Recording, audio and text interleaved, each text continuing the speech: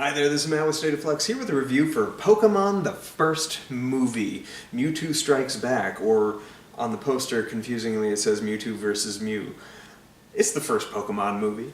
I thought it would be fun to challenge myself to watch every Pokemon movie ever.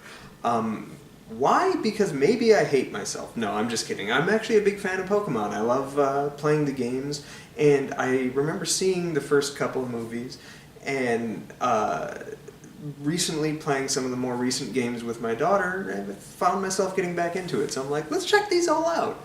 There's like 27 of them, so they gotta be good, right? All of them. A bit of backstory with this movie. I had played Pokemon Blue, I kind of got into it, and while I was at my friend's house, and I was like, oh my god, this game is amazing.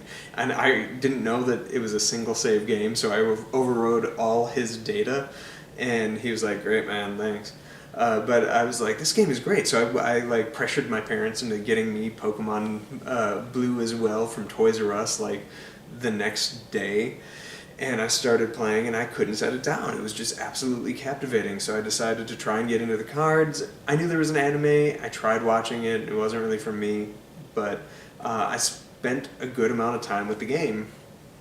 And then one of my friends, for his birthday, his parents dropped us off at the movie theater. And we had a choice between two anime films that were playing at the exact same time. And they were Princess Mononoke and Pokemon the first movie. So we put it to a vote. And my vote was the final casting vote for this. And you know what I chose? Pokemon, because I was more familiar with. One of the biggest regrets of my life, not seeing Princess Mononoke in a theatrical setting.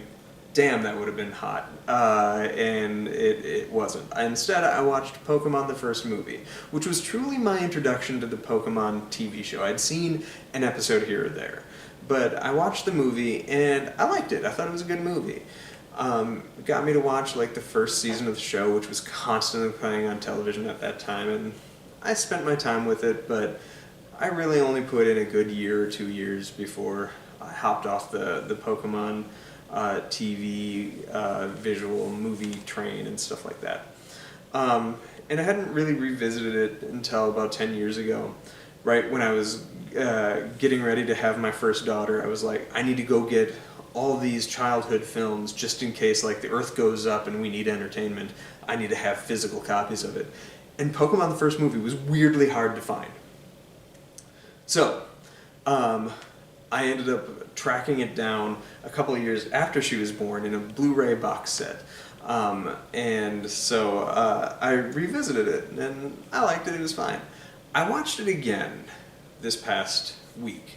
So this is only like the third, fourth time I've seen the movie. It's a weird movie, right? Like, it's super weird. My understanding was that this was designed as sort of like a series finale for the TV show at the time when it was coming out, like between seasons. Not knowing whether or not there would be another season.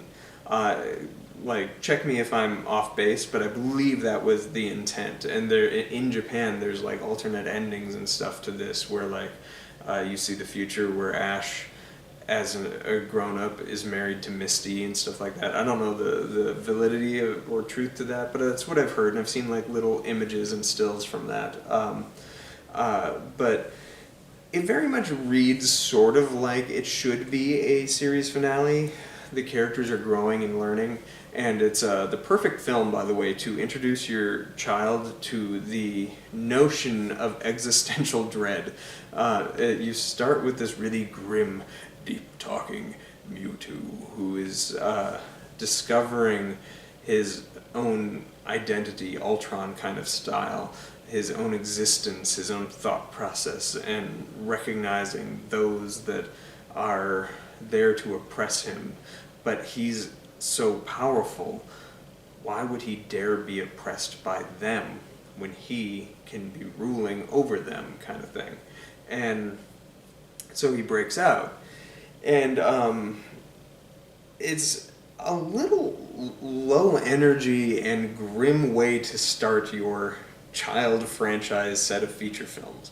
And it's always kind of been the thing that kind of took me out of the movie, because once you get with Ash and the crew, the movie picks up to like traditional Pokemon gameplay of like Ash being challenged by another person, them having the little like dog fighting for like superiority, and then going off to their next adventure. We're going to walk, we get an invitation, we're going to go to this thing, and it feels more like an extended episode from that point forward, and it works, it's good, it's rich in adventure and stuff like that. But I will say, I think, especially watching it this time around, Mewtwo is a very compelling villain, because you totally see where he's coming from, but you also see and recognize that he's doing the exact same things to these Pokemon that he's also ruling over that was done to him, and whatnot.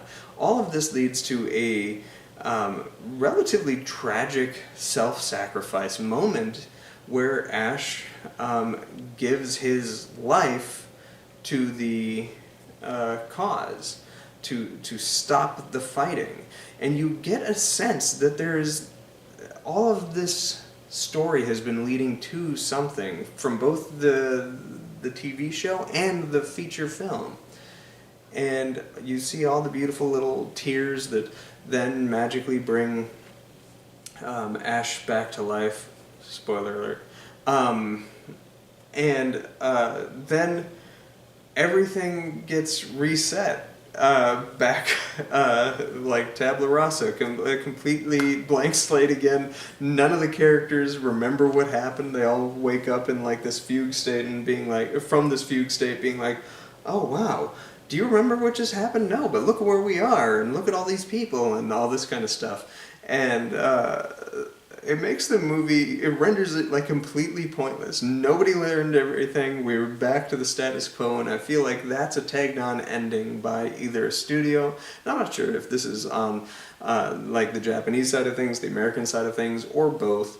That's like, no, we gotta keep like milking this product for all it's worth. There's like 26 other movies that we can tell with this. Like, what are you doing? We can't have the characters learn something. We can't criticize the very thing with which our story is based upon. All of that is to say, I like this movie. I know I sound like I'm shitting on it, but I'm not. I actually like this movie. It does get you like weirdly emotional when Ash makes a sacrifice, or when you see the little like Pikachus throwing punches at each other because they're so worn out they can't even generate their electricity anymore. You have a lot of really cool moments and all throughout the thing, and as I say, up at a certain point in the film, you feel like you're learning something and benefiting from having seen this until it's entirely undercut so that sequels can happen. And yeah, I like this movie. I've seen the next movie, and I think the movie after that, and then I haven't seen any of the other movies until you get to the, like, everything from I Choose You forward I've seen as well. But I've only seen pretty much everything else once. So I'm going to be excited to revisit this. Hopefully I survive it. Yeah, let me know what you think of this film in the comment area down below, and also what your favorite Pokemon movie is. I would love to hear if it's one of the ones that are like in the middle of the set or later on. Thanks for watching, like, subscribe, do all that good stuff. Peace.